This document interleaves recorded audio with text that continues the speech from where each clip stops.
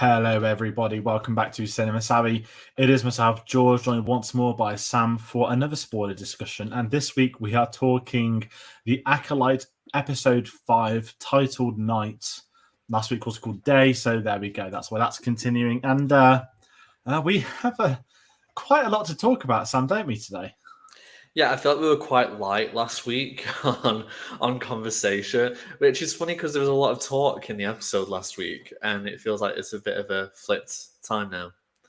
Yeah, it's one of them where we were like last week. It's like, yeah, man, there could be some carnage next week. You know, I could see all of these people making out, maybe not these people, and it's more been than expected.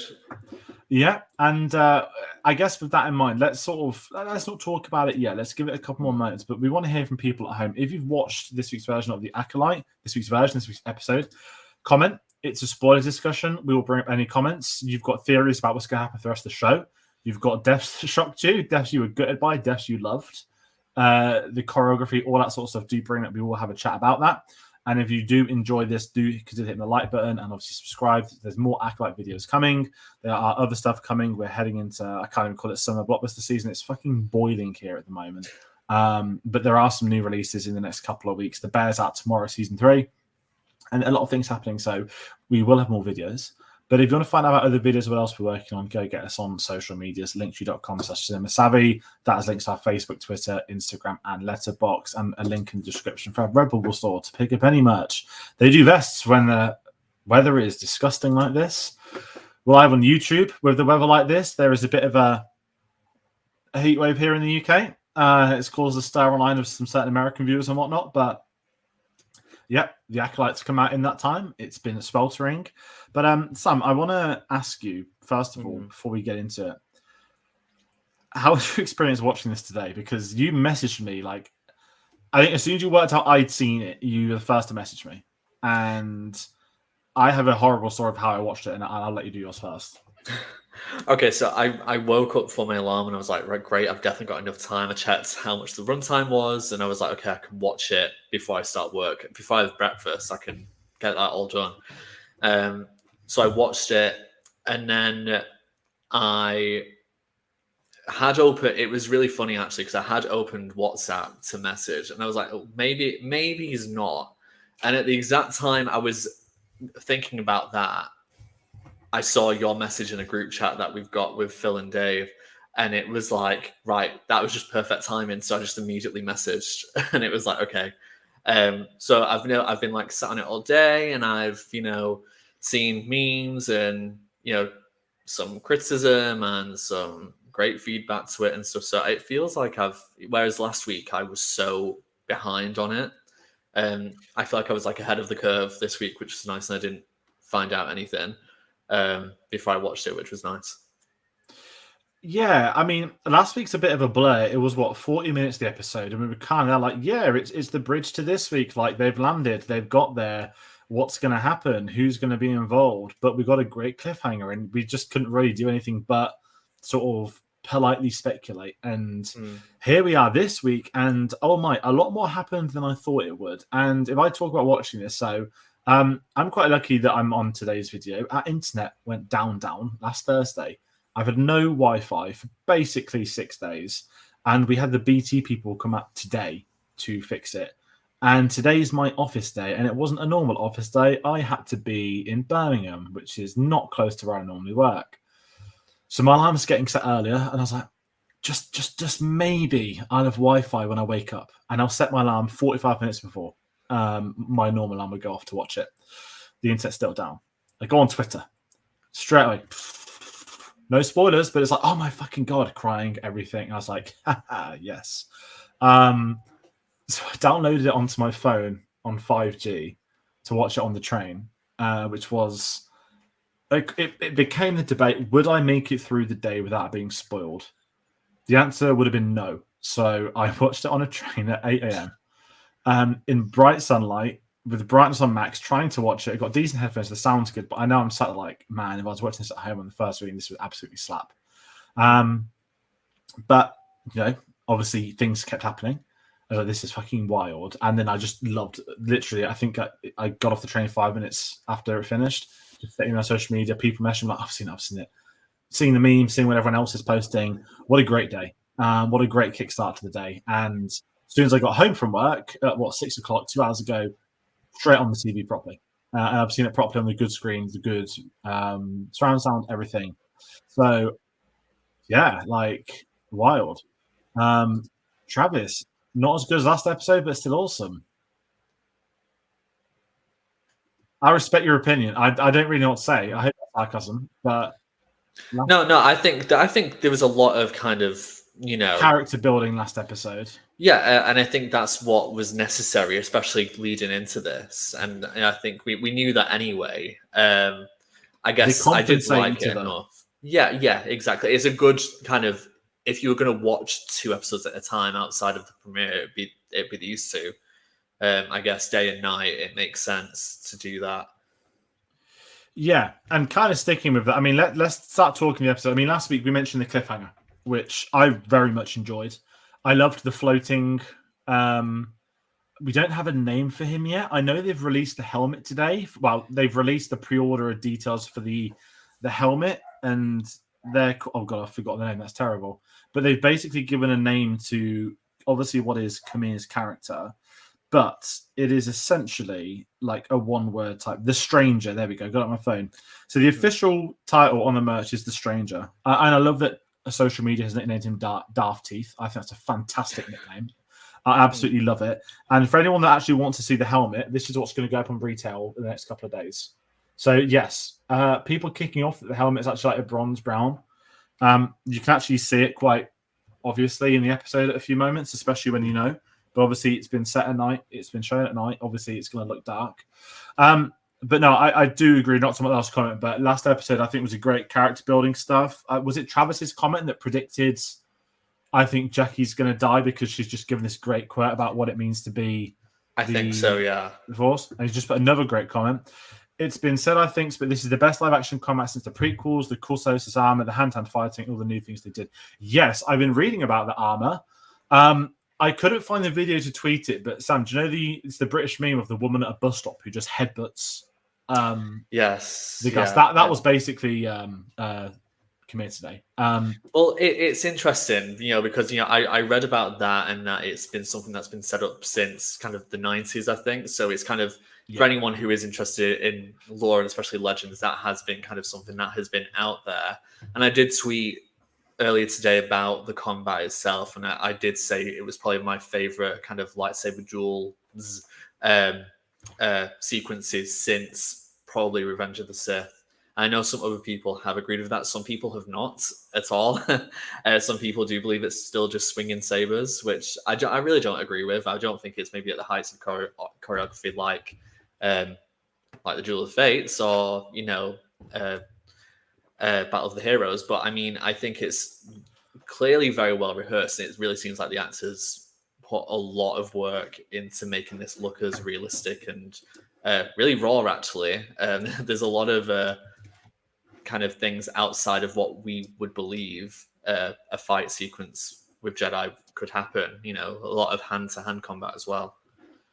And I know that, Manny Jacinto, there's an interview on EW already, and he's said that he's in the helmet the entire time today. Wow. Yeah. He wanted to do his own stuff, and then people look. I know Top Gun Maverick, one of my favorite films of all time, and I'm happy that 2 years on.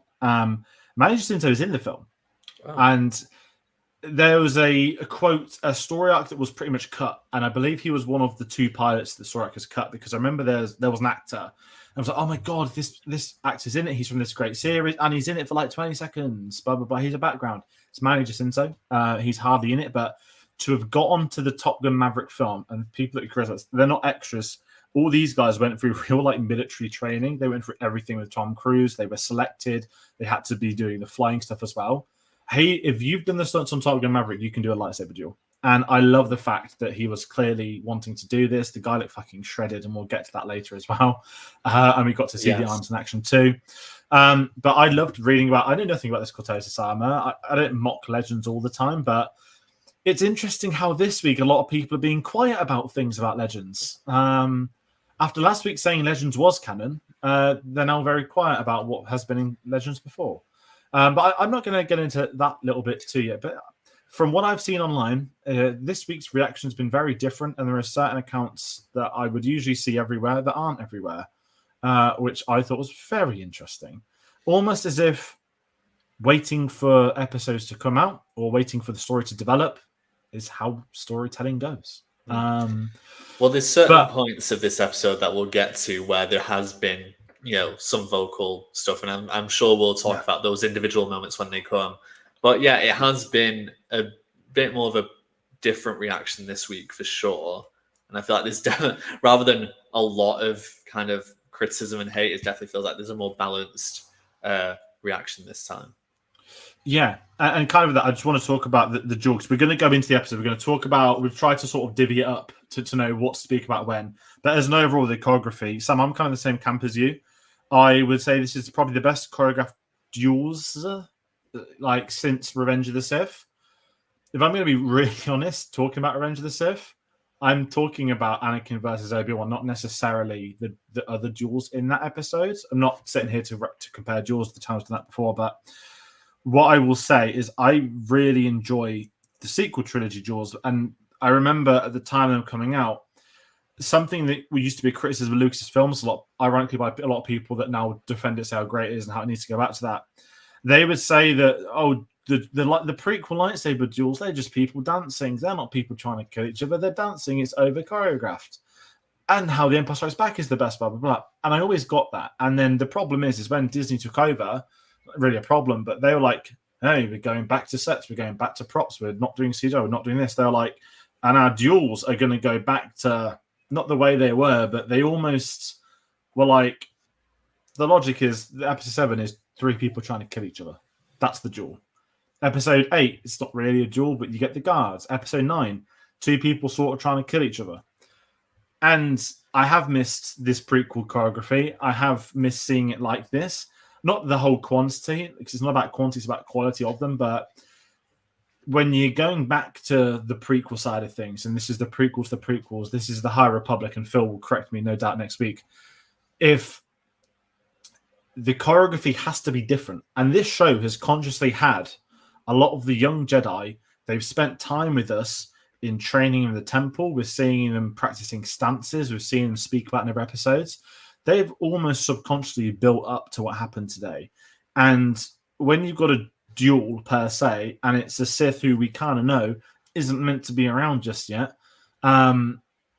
I love what they would do with this, because it wasn't just, hey, I'm going to massacre them, I'm going to hunt them off one by one. We got to see like consistent dueling, different styles of dueling.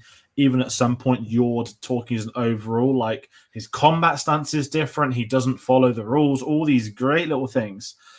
And I thought it was a really great way to do this in the show. And to get this on TV, like at TV level, at TV budget, not at a cinema, I think is almost probably some of the best they could do. I know the budget, you could argue a lot more, but it felt cinematic for the first time seeing duels.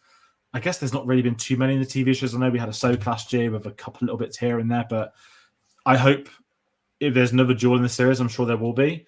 I hope this is almost like a starter point that it does feel like that prequel choreography, and it should, because this is how the Jedi are trained, and that's how they were trained, and that Luke onwards was not traditional Jedi training. I know this is so weird to be talking about Jedi training, but do you see where I'm coming from? Oh, totally. I mean, I think I can at least, regardless of what I think about the actual choreography of the sequel trilogy, and it's still choreography and it's still done in a certain way. I think a lot of people would pass it off as being lazy, but I mean, it's just they were at least going at it from a certain perspective. So it is going to be different, and logically in universe, you don't have a bunch of Jedi Masters, Knights training all these Padawans, in certain ways and styles. It's just not that. Whereas this has the opportunity to do that. So it's great to see some of it being used. And, again, it's not the same choreographer. So, I mean, it's not going to be exactly the same style anyway. But I guess I would feel unhappy if it was bad. But I don't believe it was bad. And that's why it's kind of crazy to see some reactions saying that, oh, even episode 4's was better. And I'm like, okay, well, I mean, as much as that had, it was nice for the time and the meaning of it, I truly get behind that kind of duel. If I want to watch one over the other, I would probably watch this episode's duels because I find it more entertaining. That's not putting down that duel. It just is just a preference. But I think some people are taking it way too seriously. Really. Yeah, and kind of sticking with it, as you said, if you were to put it on, you'd pick this, and the short runtime caught me off guard today. But if you think about it, it's a 28-minute chase sequence, and it worked. It worked, and it compensates last week's episode well. As I mentioned, like a double header, basically an hour of TV last week to this week works perfect. Just like I think episodes 1 and 2 work together. And if you kind of think about it, you've got 1 and 2 this duo, 3 the flashback, 4 and 5 a duo. Maybe a flashback next week, we'll speculate at the end, and then maybe a 7 and 8 double parter. But we've got a couple of other comments by Travis. Do I bring them up later? Let's bring them up later when we're going to go, because we'll talk about some of it in order if we can. Mm-hmm. I guess we'll start with the obvious. We've got Osha waking up into the forest. First Jedi killed off screen. Got to be like the shortest of the short straws to get cast in Star Wars, to be a Jedi, to get killed by a Sith, and yeah, that was it. But shame for that guy. Oh, mate, it's when you could hear the audio of the duels. I was like, oh my god, like we are in for carnage. And I don't know what we call it. The first duel, the first act of the episode, the red shirts basically getting annihilated. We've got one of Plo Koon's species who went out pretty quickly. Who leaks on the social media account had to confirm, no, it's not Plo Koon in a social media post this week. But the double impaling, followed by a beheading, which you told me about. You texted me. I was on the train home. I was like, I can't wait to watch it. And you're like, the tree cuts away from actually these characters being beheaded. And I was like, I cannot wait. And that's so sick to say. But I was just sort of sat there like, the dueling was great. That at that point is what, a 4-on-1 with Yord, is it? Or a 3-on-1? I think it is 4, yeah. And it's just great seeing again like this choreography that, and this is something that really frustrates Revenge of the Sith. It's not the film. It's when you see the extended Nick Gillard. This was the original idea for Dooku versus Anakin, Windu versus Palpatine. Like, yes, it's great. We'd love to have seen it, but George Lucas has consciously not done all of those because he wanted to save the big duel, the best one, for Anakin versus Obi-Wan. He didn't want to tire his audience out, which is why those 3 are quite short in comparison when you get to the finale. And I get that. And while some people don't like that, that's when you get into the conversation of theatrical cuts of films, that you're entertaining a theatrical audience. It's not Lord of the Rings extended editions. It's not his 4 hours. We do it at our own speed. I watched the 4-hour Revenge of the Sith cut. It probably doesn't exist, but there's always a tweet every 6 months saying it does exist. But yeah, everyone would watch that in a heartbeat. But you can see why they made those changes. And in a TV show, you can have the delicacy of having time. You can designate an episode to this duel. And even this almost intro, like, let's see what the Sith is capable of. 1 dead Jedi off screen, one of them stabbed in the chest, then the double impaling, a beheading of those 2 as well. Great way to see the Force as well. Like, I don't think we've seen a double impaling before, or at least someone Force pull onto another. I know Clone Wars has done the whole Force pull with like Ventress, and there'll be probably the Old Republic cinematic game trailers were really cool for like dueling type stuff, but it was great getting this mini intro. And then we had Yord. I was like, oh my god, like are we gonna lose Yord? Like, he was the one I thought last week. I can't remember what my prediction was, but I thought if Yord survives, there's a good chance he will. He could be the only one, and he'll have completely 180'd his thoughts on the Jedi, the rules, all this stuff. Obviously, I'm wrong, thankfully. But we get... I don't want to make a joke, but it's... You know how have you seen these things last 3 years? Like, oh my god, someone got impaled by a lightsaber and they've been healed, or they've been impaled and they've survived. Yeah. It's become... It happened with either even moaning about Trinity from the Matrix getting offed in the first episode. I was like, she got impaled, but she died by a knife, but no one else died from lightsabers. And I never said it on a stream, or I said it to someone private. I was like, why can't we just get something like Obi-Wan Kenobi where someone just slashes his legs and just injures him for a bit? We finally got that for the first time in 20 odd years today. But what was your thoughts? I mean, I don't want to call it a mini duel. did you expect you to get a double impale beheading in Star Wars today? No, I didn't. Absolutely not. No, absolutely not. And it was so part of this. I felt less Predator with this episode and more Jason from Friday the 13th. I was really just like, okay, no matter what, this is happening. Especially with the double impalement. But yeah, I guess I was so sure that all the red shirts were going to die pretty early on. It was going to be a Palpatine Windu fight again. But I'm glad that we at least saw them together. My query was just really how did they get split up, because Jackie isn't involved and Sol isn't involved. And I think that was kind of, if I was going to have a main criticism about this, it's like, right, well, how did that happen? Because they were like force pushed away together. Then we see one of them's dead, and we have these four together. So yeah, that was kind of my one-off pointing thing. But aside from that, I mean, it was great to see some of them it's working together as best they can. Obviously, not really expecting the armor to stop their sabers. But luckily, because of the number of them that there were, Yord managed to help out. But then, yeah, that double impalement, I just literally went, whoa! Like, that's when I sat up a bit more and I was like, okay, this is getting serious. And yeah, I like that Yord managed to get a little bit of saber duel, because this is pretty much it for the episode for his dueling, for the series, I guess now. For his life. Yeah, for his life. And yeah, I'm glad he got some in, but yeah, it was interesting to get Osha's perspective on this, and get the classic Princess Leia stunner sound and effect, which did absolutely nothing, of course. Yeah, I know this stun thing's funny, and she got it this time, and she was out for about 10 seconds. But I just want to break this. Kimmy felt like a lot of Ghostface from Scream. This is your territory, not mine. We see him physically running between places up to people. It made him scary. I loved the running bit. Absolutely loved that, and that reminded me of a Sam Raimi film. I don't know which one, but the whole face on the camera, very briefly in the head, psychological. Loved it. But yeah, I mean, as you said, the impaling. That's when you kind of, this is going to be this isn't your generic not modern Star Wars, but we haven't really seen this in live action, anything this brutal. Like, even Kel Necker, obviously we didn't get shown what happened to him last week, and I understand people wouldn't have liked that. But again, when you're going to look at it as a serious thing, we know what happened 30 seconds after. And kind of really, in between episodes, what happened? Did he force push them all around? Does everyone wake up at the same time? It's not clear, and I don't mind that, but I'm the same as you. It's kind of I forgot about Jackie until she crops up. I'm like, okay, how does she need to go into there, vice versa? That didn't get in the way. And I guess on the repeat viewings, these sorts of things get noticed a little bit more. But you mentioned Yord. I know that the Yord Horde's become a massive thing. People absolutely love him.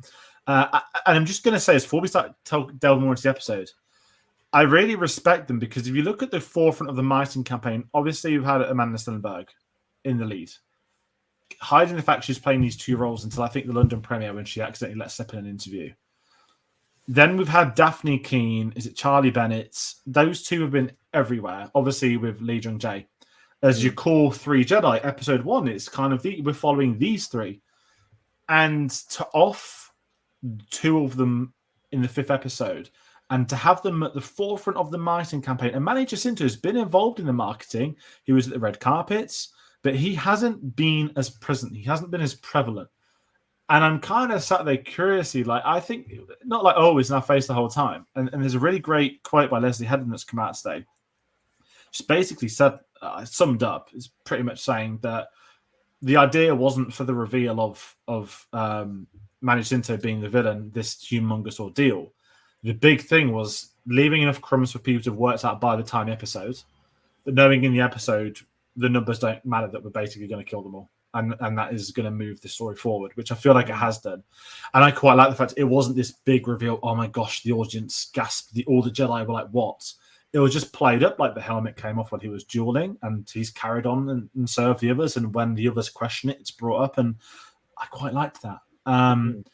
But it was just one of those, but it was great to see it. And kind of where the episode, we're probably going to get the twins mixed up with Osha. We have Sol and Osha together, going for a force throw like Battlefront 2 Vader, when you just yeet it and just continuously wait until it eventually comes back to you one day. Seeing Soul save Osha once more, kickstarting the Soul versus. We haven't got what we're going to call him. Are we going to call him the Stranger, or are we just going to continue to call him Khmer? I'm still going to call him Khmer, or Manny Jacinto. I don't know. Yeah, let's go either Khmer.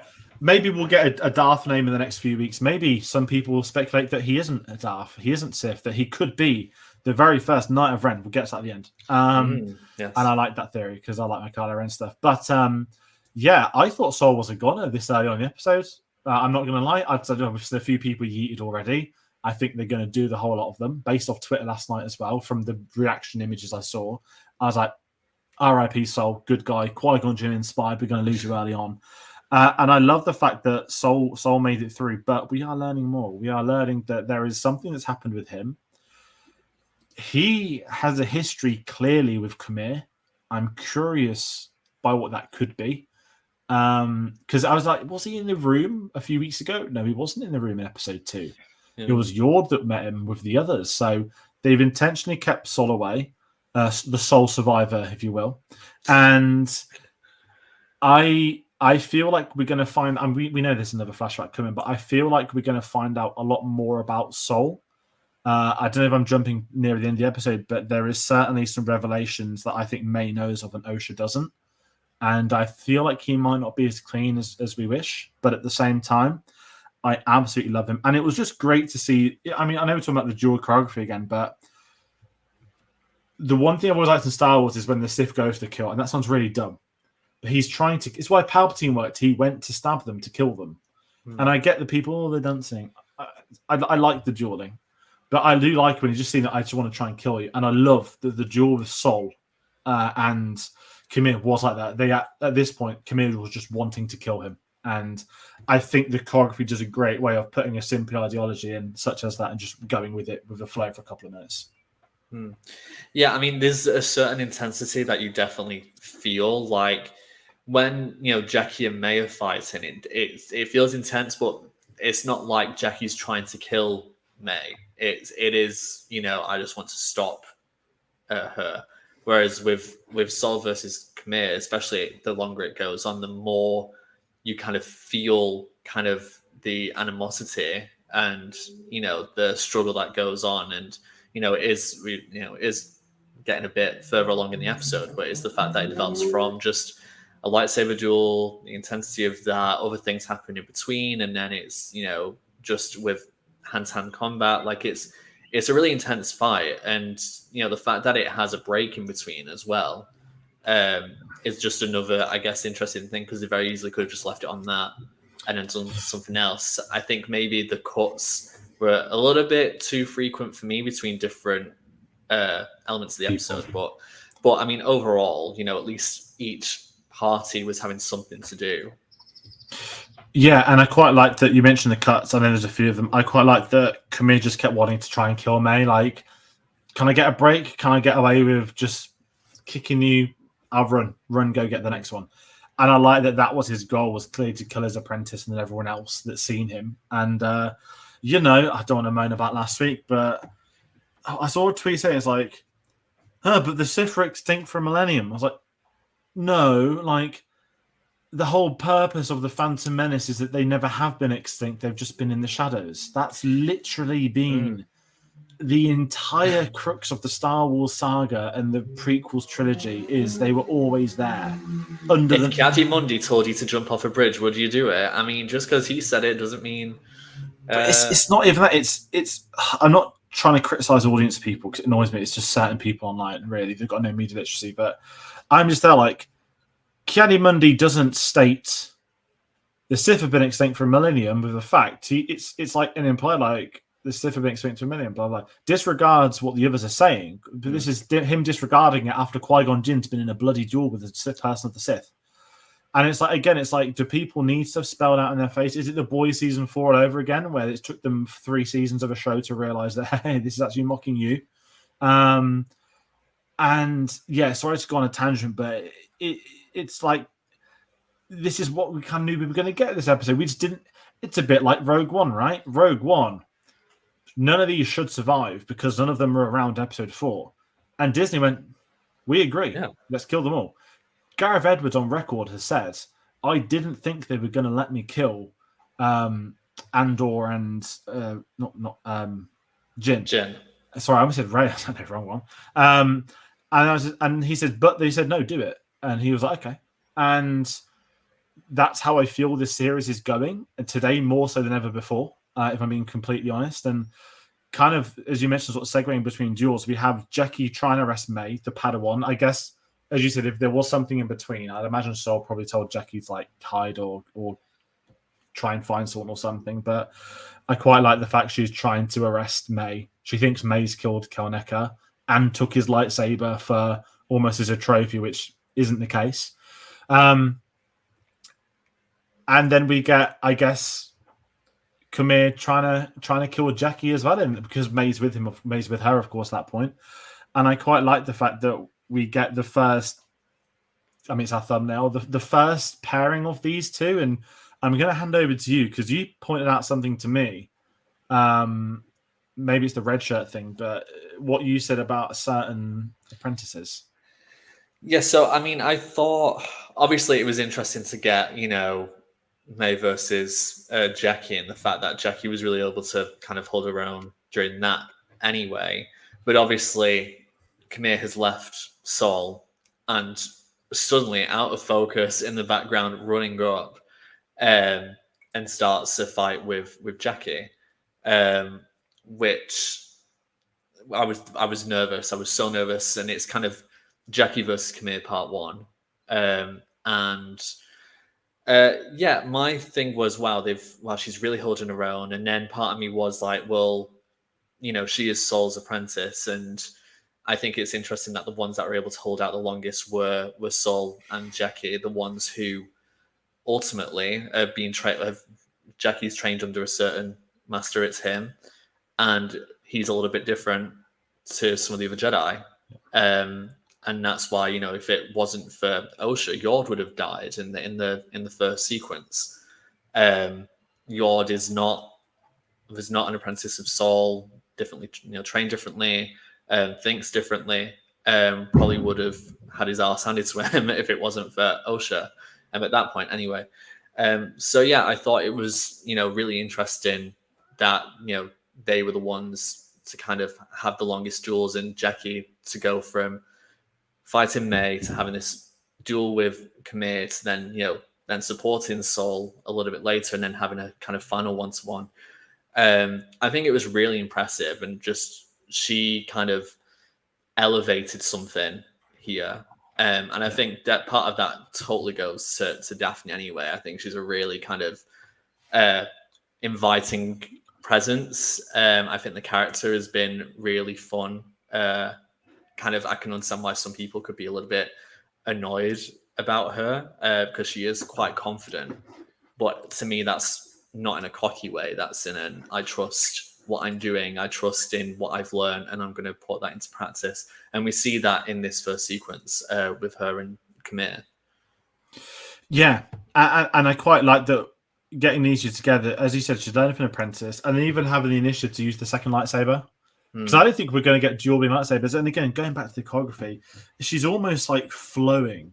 Like when she's doing the spinning with it, it is that prequel type stuff. And she does hold her own for a certain amount of time.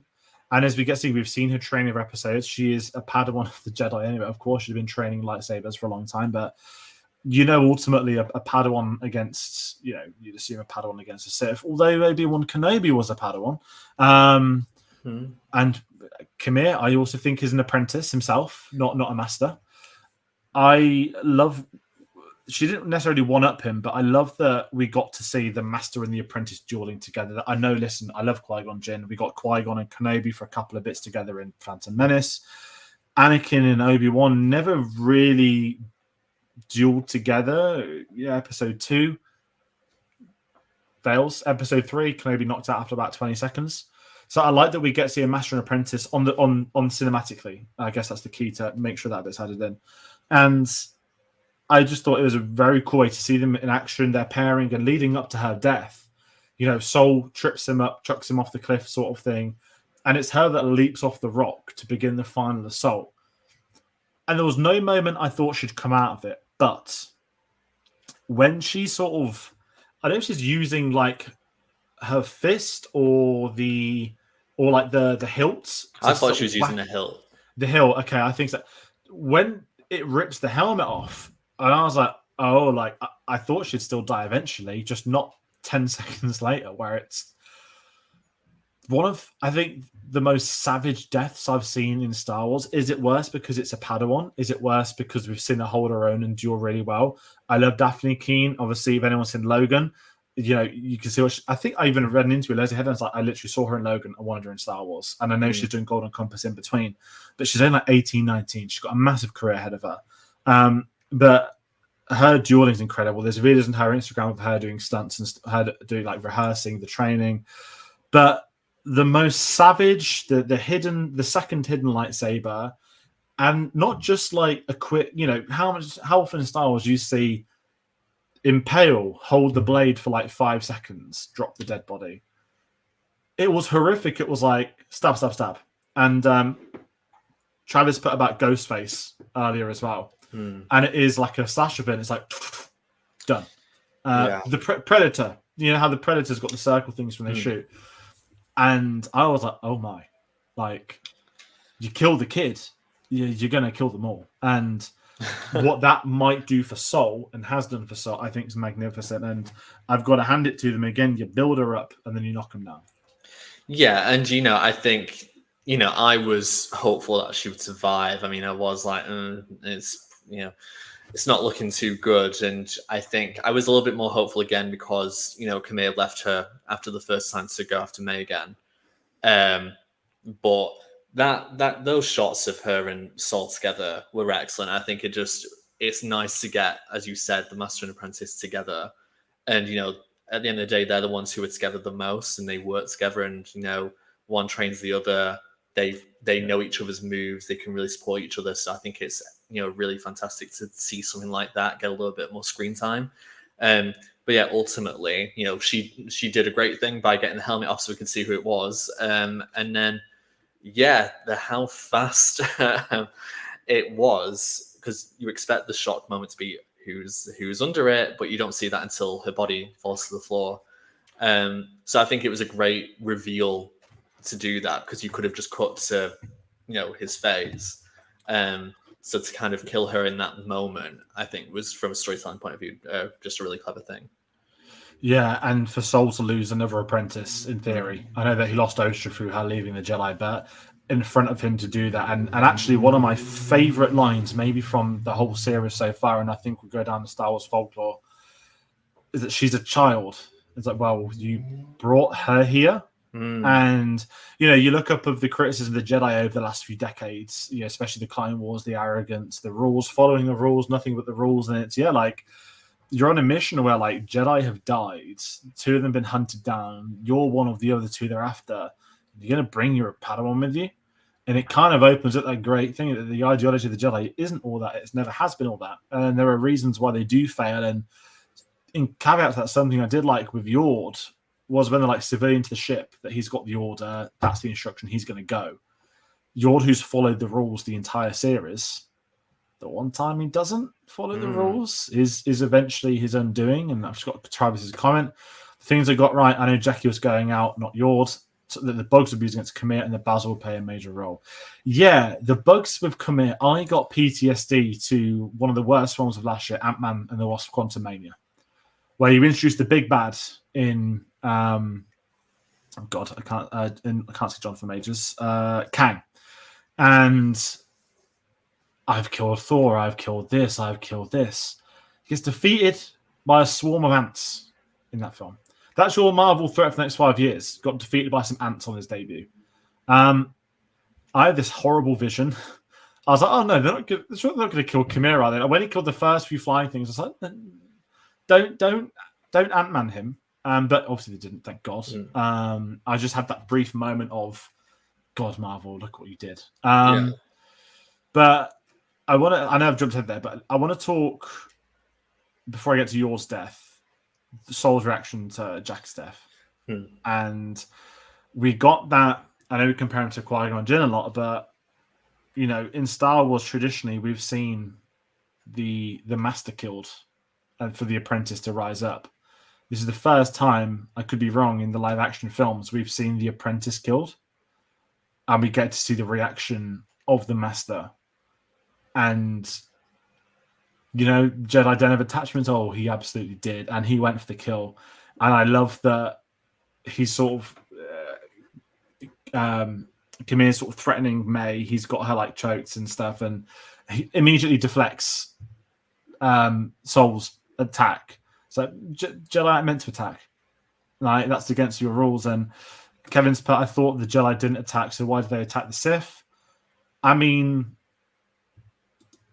it's kind of self-explanatory that the Sith comes down with a lightsaber and threatens someone, so they went for him.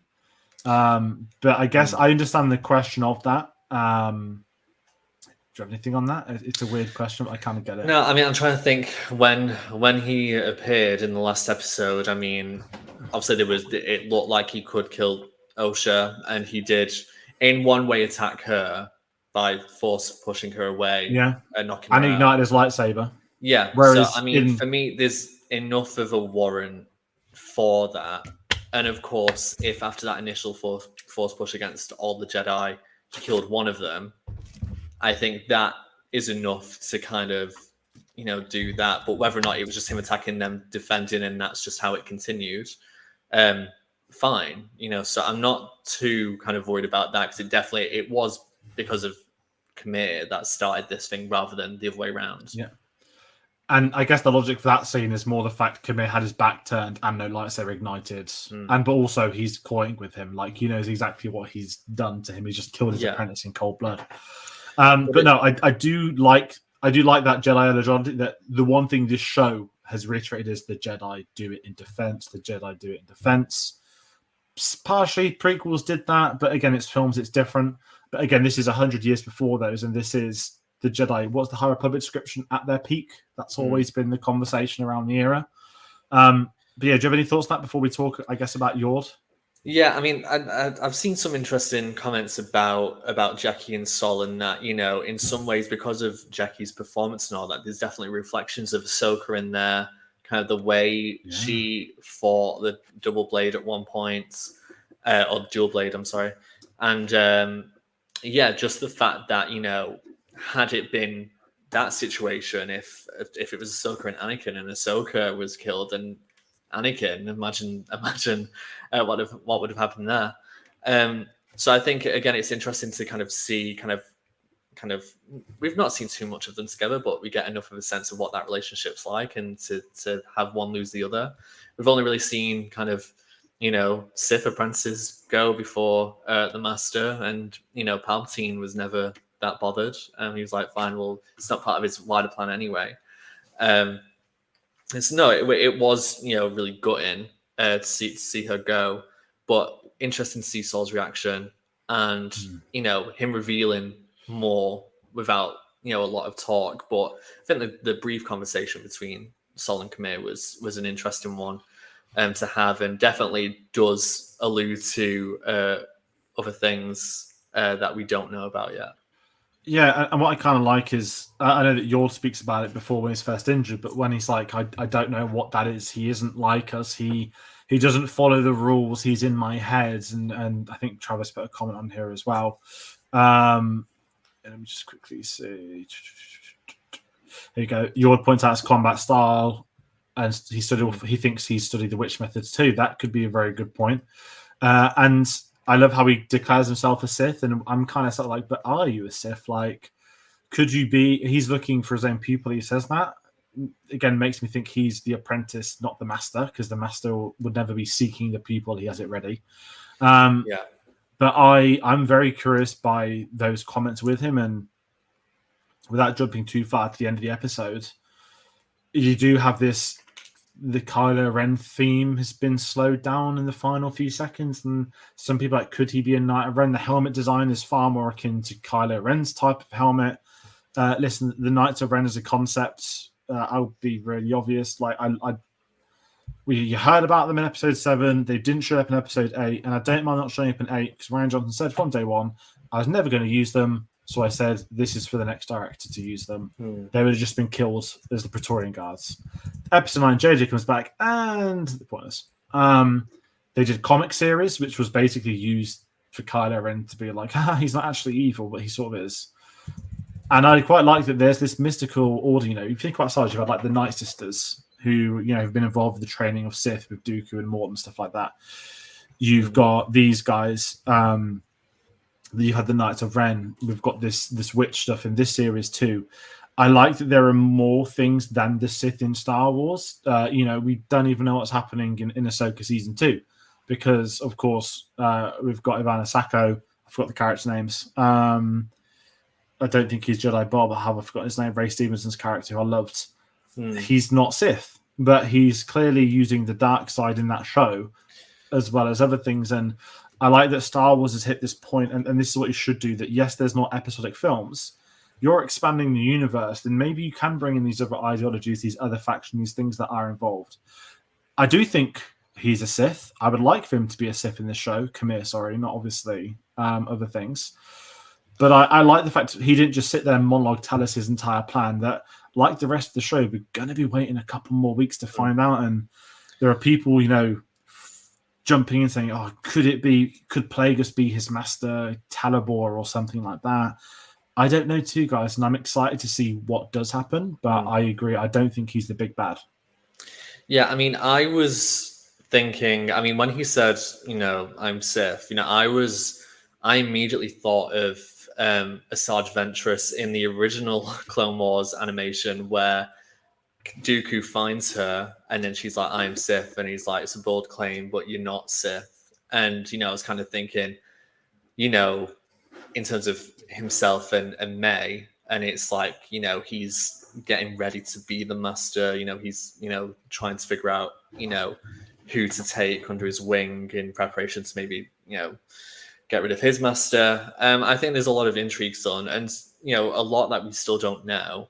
But I guess the options now feel, a little bit more clearer as to where it could be going. I think that's a really exciting thing. And again, it's the thing where I think some people are just jumping the gun a bit too much and just not letting, the action speak for itself. And I think it's definitely something where we'll come back to this once this series is finished and kind of go, right, well, was that done at the right time? Did we need more information about this? Was, sometimes it's just because maybe the pacing of the show isn't working for someone, and that had something been revealed a little bit earlier, they could understand it a bit more. But, I'm willing to, continue to kind of wait to kind of peel more away to figure out what's going on. Yeah, and I get that too. And I've had friends that haven't watched it. I've had friends that have been like, I've heard terrible things, I'm staying away from it for now. I've had friends that 30 episodes weren't for me, and I kind of get all that. And where I kind of am now is, I'm not sat there like smoking like they're all going to watch it now, but there will be people I know, a lot of them like Star Wars for the duels. A lot of them are maybe like, that's like prequel era. When they hear that there was like, there's like a 25-minute, like basically lightsaber duel episode and everyone died, people will start watching it on this basis from today. And I'm not saying, drop the whole season. If you'd have dropped the whole season today, if there's some batshit thing that happens in episode 7 or 8, no one would be talking about episode 5 today, because they'd have got to the end and spoke about the ending. And the whole weekly thing, last week we waited a week for today, and the wait for today paid off. It might not always pay off for many weekly shows, and maybe it didn't between episodes 2 and 3. And I get that it didn't for you, but I'm saying it's satisfying. And people now start asking me, is it worth watching? Previously, I've been saying, yeah, maybe give it a few more episodes. Now I'm saying, yeah, watch it to get to episode 5. Like, you have to get to episode 5. And so many shows have always been like that. You got to get through the first few episodes to introduce so many new characters and just massacre them. I mean, yours definitely didn't speak about yet. The first broken... Is that the first broken neck we've had in live-action Star Wars, like Jedi-wise?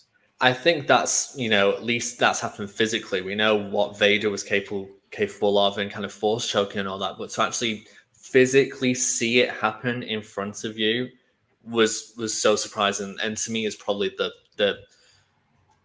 I don't know, because I think about that, but then I go to Jackie's death and I go to those red shirts impalement deaths. So it's I think all there's 3 very distinct deaths in this, and this is the final one. It it was sad that he didn't get more time, I guess, but I'm glad that he was able to figure out, oh, it's you. He realized who it was, but that unfortunately, that was going to be the last thing he found out. And you were right; I didn't even think of it like that about how he's followed the rules, and the one time he doesn't, led him to his death. And I'm sure Osha's going to feel a little bit bad about that.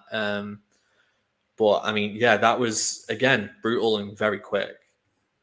Yeah, and I think at that point, because they'd killed Jackie, Soul was clearly going to be like, I kind of thought, oh, like, these guys are going to be like, we'll get them for the next 3 weeks. We'll have Soul, yours, and May and Osha. And oh, no, yours gone too. And, I kind of, not now, but maybe for episode 7, or maybe once the series is done, going back to those early episodes, I was like, oh my God, yours got an apprentice that's going to find out, like, her boss died, like, his master died. And yeah. Then questions I have moving forward, which is speculation, not fact, was like, are they going to cover all this up from the Jedi Council? Like, even if they all died, there's 8 Jedi that got missing. They're going to have to like do some fake explosion, some sabotage stuff. There's so much more to come, I hope. 8 Jedi that went on a mission to find 2 that have been killed. That's the story within itself. And I'm not sat here screaming, what are the answers? Because I know we've got 3 more weeks to wait for those answers. Just like last week when people said, how didn't they know about the Sith? They were going to have to die. Yes, then they did. And they probably are. Saw that making out of the series alive. And I love him. And it's going to be, I want to say heartbreaking, but if he's a devious bastard, as some would put it, what if he ends up being, not a villain, but what if he ends up being, you weren't this cool dude that we loved all along. You're actually part of the problem. And there's so many great questions I have. I don't know about yourself, or I'm just over speculating now. No, I think it's clear that there's more anyway, and I think it's again showcasing the fact that not everyone is pure good, not everyone's pure evil. There's different layers to them, and it's down to the person how they showcase themselves. We look to the Jedi as a force of good, and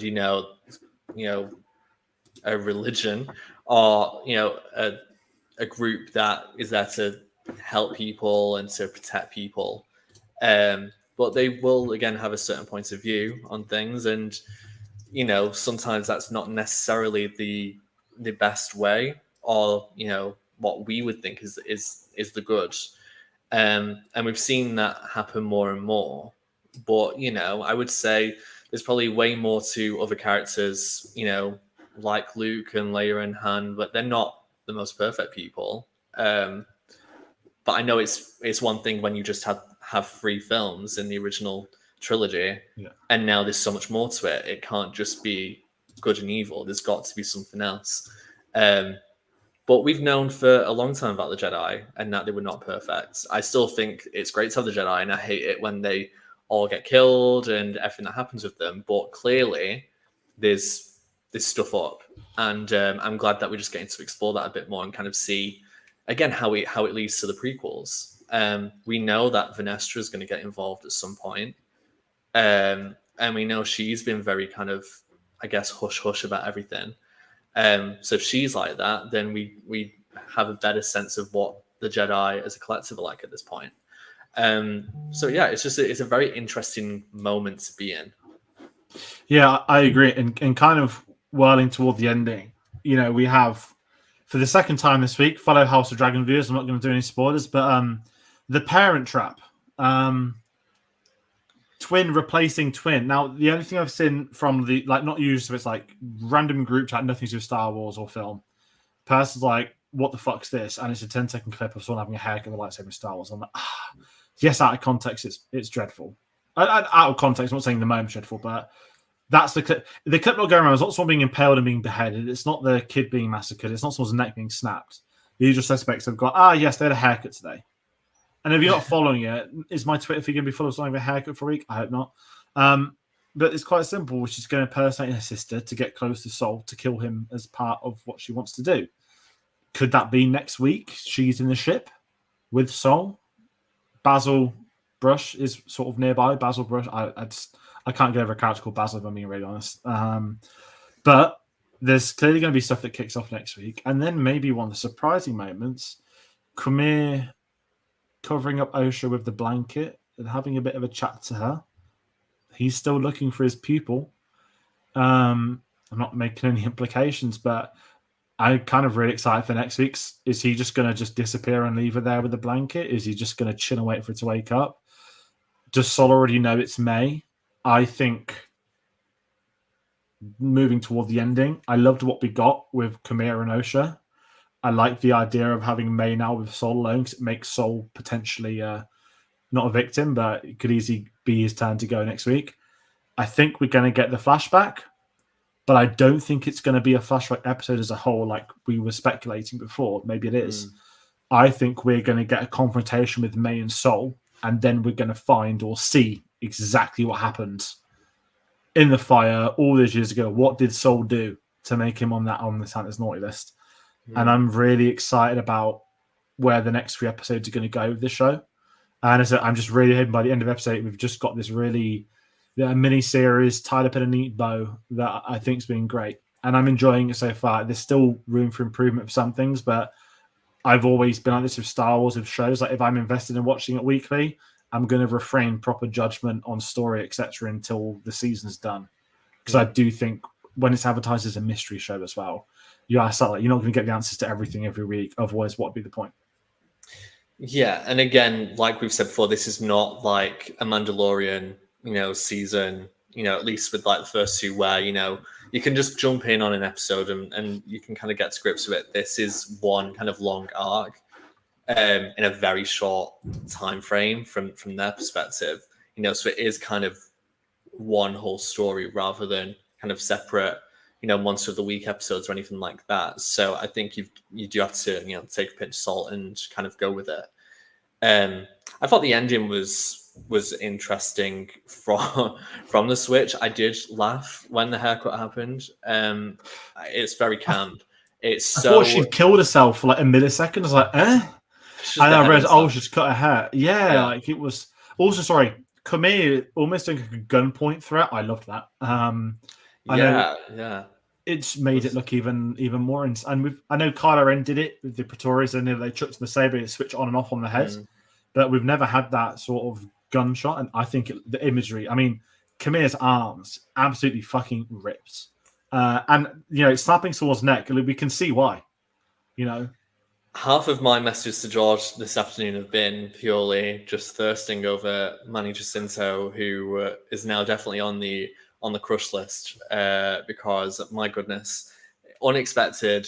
I saw him in his cloak in like the previous episodes, and I was like, oh, okay, but now I'm just like, whoa. And I know there's been a lot of you can snap my neck. I've definitely been one of those people who said that as well on Twitter. So his presence is felt. Regardless of that, he really is intimidating, and especially after everything that he's done in this episode.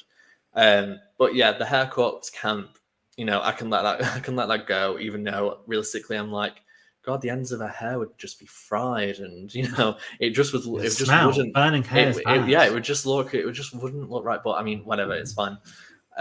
So yeah, very intrigued by what's going to happen with May and Sol, but I agree with you. I think there will be a flashback, and I'm kind of thinking / hoping that it will be May and Sol talking and Khmer and Osha talking, and it's both will reveal and it'll kind of go into each other as an episode. And I think that would be an interesting way of doing it because I feel like, similarly to Vader in Return of the Jedi, if Luke can't be turned, then perhaps she will. That was another thing that I kind of thought back on when he put his cloak over her. It was like, okay, I see what you could be doing. If he reveals what happened to Osha, she might turn. So yeah, I think we end in a really great place, but really awful because it's still after that episode, which does take a lot out. It's like, whoa, that was really intense, sad in many ways. I wasn't part of the Ord Horde, but I empathize with them, and I would like to have seen more. But yeah, I think to get him and Jackie out of the way will probably allow for things to really open up with the story. No, I agree, and I'm kind of excited to see where they go. And I guess going in with that we're going to find that out maybe next week. I mean, we're doing these spoiler discussions every Wednesday. Next Wednesday, we'll be live again talking episode 6.